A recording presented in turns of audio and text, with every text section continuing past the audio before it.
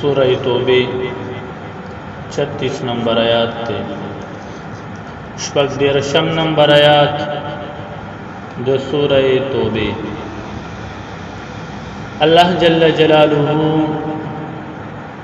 پدې دو آیاتونو کې دا فرمای دا کال چې دین دا 12 میاشتې ده او دا د هغه ورځې نه ده د کومه نه چې الله جل جلاله د اسمانونو او زمکه پیدا کړی دا هغه وخت نه 12 میاشتې کال لا هم ده. بیا الله جل جلاله فرمایي چې 12 میاشتې کال دی او په دې 12 میاشتو کې څلور میاشتې چې دین او دا د حرم دی هغه یو ذل قعده ذل حجه ذل قعده او محرم دا او بل چې دا نو دا د رجب میاشت ده. ذل قعده ذل حجه محرم او بل میاشت دا د رجب ده. دا څلور میاشتې چې دین او دا د حرمت دي. په دې ورځ میاشتو کې با جهاد قتال دا چې دین دا بناکي. په دې څلور میاشتو کې قتال لا به کفار به هم نه کوي. نو مسلمانانو ته هم دا حکم شو چې تاسو به هم په دې څلور میاشتو کې جهاد قتال لا چې دین دا بناکي. عبدالقادر جنانی نے مولا فرمائی د جهاد د پاره اړو سوخ چې دین دانه دي مقرر بلکې د کال 12 میاشتې دي 12 میاشتې وانه دا چې دین د پاغه کې جهاد د کافرانو خلاف چې دین کول شي. جمهور مفسرین فرمایي چې نه کوچره کافران د دې څلورو میاشتو د حرمت خیال ساتي هغه پدې کې چا سره جنگ جګړه نه کوي نو بیا به تم د دې د حرمت خیال بساتي او د هغه سره jihad چې دین ادا بنوي. خو کو هغه د دې د حرمت خیال نه ساتي نو بیا سره په دغه میاشتو کې jihad دا روا دي بالکل لا قتلول شي. الله جل جلاله فرمای ان عدة الشهور شهور دا جمع دا شهر دا عده ویلږي شمیر دا یقینا میاشت د شمیر عند الله د الله پنځ 12 شهرا میاشت دی فی کتاب الله د الله جل جلاله په کتاب کې یوم خلق السماوات والارض تر کومه ورځ نه چې الله جل جلاله اسمانونه او رس چې دنو دا پیدا کړی دا منها 4 حرم سلور میاشتې چې دی د دې میاشتونه د حرمت دي چې هغه ذل قعده ذل حجه رجب محرم دا سلور میاشتې چې دی نو دې کې به یې سم نه کې چا سره به jihad قتال چې دی نه دا بده هم مسلمانانو د بارو دا حکم دی چې پدې کې به jihad چې دی نه دا نه کې ولیکن بخپل مینس کې چې دی نو دی به ډېرې زیاتې جنگ جګړې نه جنگ جګړو نه چې دنه دینه من راغلی چې څنګه قتال نشي کولای چې روا عمل دی بلکې بعد ټیم کې jihad دا فرض عین وي نه دینه من راغلی دا نه بیا د جنگ جګړو نه په طریقه اولا سره من راغلی دا د خلک وای یروي دا د سفر میاشت په دې کې دا جالکی چې دینه دا مورانه دا کندر چې دینه دا مورانه وره الکه د سفر میاشت نو سچا د سفر میاشت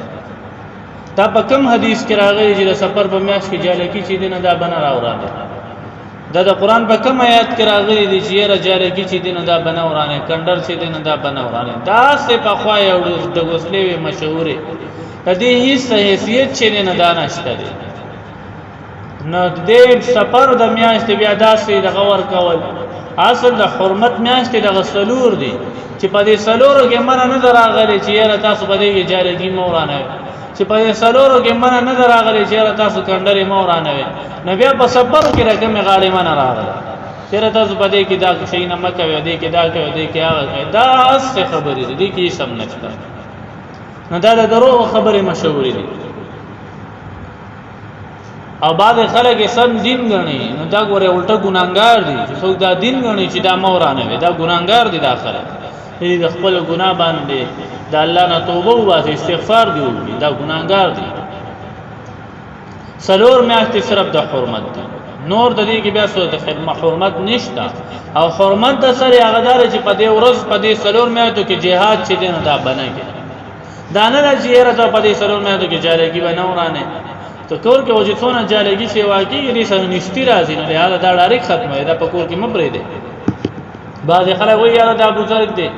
نبی علیه الصلاۃ والسلام چې غار خیرات نه نوته نو جوړه راغی او زره ته جاله جوړ کړو نه دا څه خبرې دي صحیح جاله جوړ کړو نه په کور کې خیر ته ویل چې د دې جاله مبرې دي دې سره نشتی راځي نو ولې په کور کې بیا ته ذالک الدین القیم او دا دین چې دینه داسي فلا تظلموا فيهن انفسكم الله جل جلاله فرمای تاسو ظلم مکوئ په دې میاشتو کې په خپل ځانونو باندې وقاتلوا المشرکین کافه دا جهاد حکم تبع راغلو الله جل جلاله شرک ولې د کافرانو سره ټول پټوله جنگيږي کما یقاتلونکم کافه لکه څنګه چې دی بتاو سره ټول پټوله چې دین دا بجنګي